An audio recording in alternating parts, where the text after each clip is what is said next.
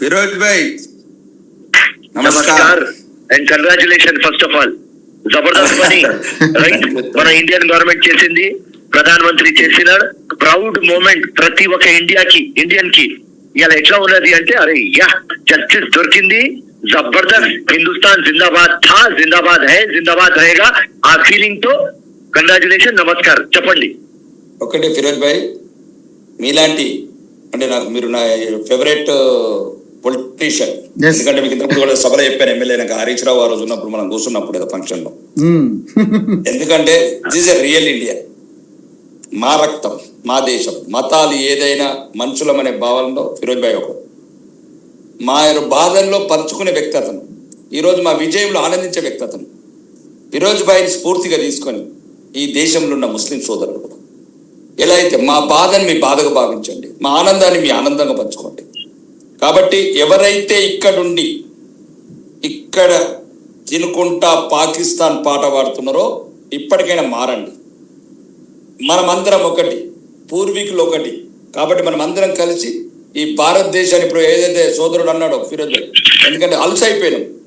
ఆ దాడి ఈ దాడి ప్రతి ఒక్కడు తీవ్రవాద గ్రూపులు ఇండియన్ టార్గెట్ చేయడం ఎందుకు?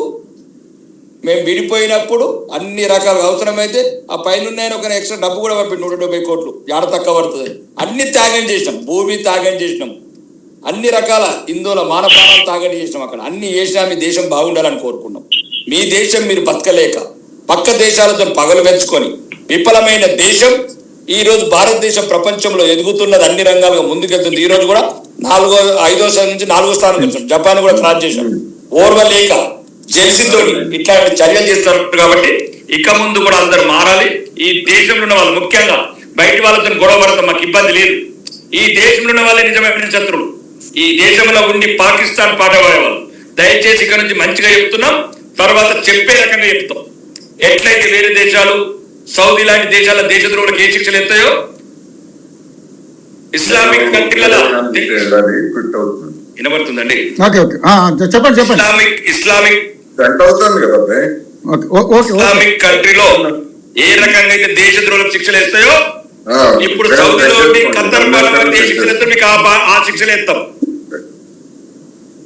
ఇది ఇక్కడ నుంచి ఇక్కడ ఇండియా నుండి కూడా ఎవరైతే దేశద్రోహులకు సహకరిస్తున్నారో, ఈ దేశంలో తిండి తినుకుంటా పక్క దేశం పాట వాడుతున్నారో వాళ్ళందరికీ ఒక హెచ్చరిక, కనువిప్పు కావాలి. ఒకవేళ మీకు ఆ దేశం నచ్చితే ఆ దేశం వెళ్ళిపోండి, ఏం అభ్యంతరం లేదు.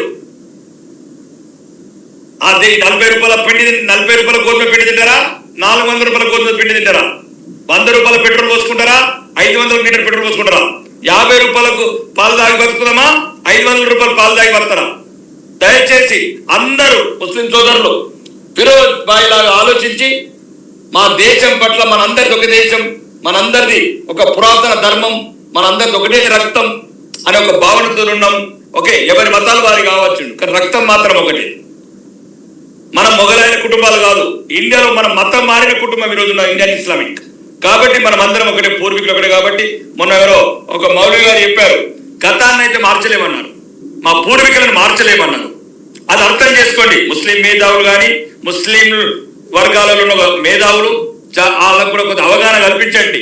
ఏదైతే కొద్దిగా చర్యలు అంటే ఒక రూపంగా ఏమంటారు విదేశీ ఉగ్రమూటలకు సహకారం అందిస్తున్నారో, విదేశాల ఏదైతే పాకిస్తాన్ లాంటి దేశాలని ఇక్కడ నుండి మీరు ఎంకరేజ్ చేస్తున్నారో ఆ చర్యలు మానుకోండి. దయచేసి ఇప్పటికైనా అందరం కలిసి ఉందాం. పక్కన ఉన్న దేశం చిట్కలో కూడా ఎగిరిపోయే దేశం కాబట్టి దాని గురించి ఎక్కువ ఆలోచించే అవసరం లేదు. రవి చెప్పేది ఏంటంటే ఇట్లాంటి నికాస్ అయిన ఫిరోజ్ భాయ్ లాంటి వాళ్ళకు ప్రత్యేకంగా నా యొక్క ధన్యవాదాలు, నా యొక్క దండాలు. సురేష్ ఖాన్ గారు, నాకు అది ఫోన్ క్లారిటీ దొరకలేదు. సో ఆయన ఇప్పటి వరకు చాలా అద్భుతంగా మీ గురించి మాట్లాడారు.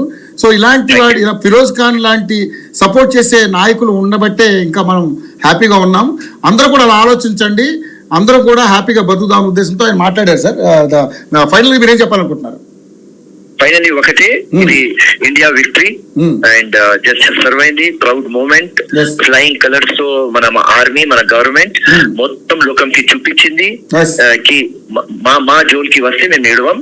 అండ్ ఆ ఆపరేషన్ సింధూర్ ఏ జబర్దస్త్. వాళ్ళు వచ్చి వాళ్ళ భార్యల ముందు వాళ్ళ హస్బెండ్ కి చంపినారు. అవును. ఏం జబర్దస్త్ పేరు మన గవర్నమెంట్ ఇచ్చింది, operation Sindoor. So operation Sindoor మీరు చేసినారు, మేము కూడా మీకు చూపిస్తామని ఈ జబర్దస్త్ ఒక ఆన్సర్ ఇచ్చినారు మన ఇండియన్ గవర్నమెంట్. జబర్దస్త్. సో ఇది ఇండియాకి టోటల్ విక్టరీ, ఎందుకంటే వాళ్ళు ఇండియన్ సోల్ మీద అటాక్ చేస్తారు కాబట్టి. అవును. సింపుల్.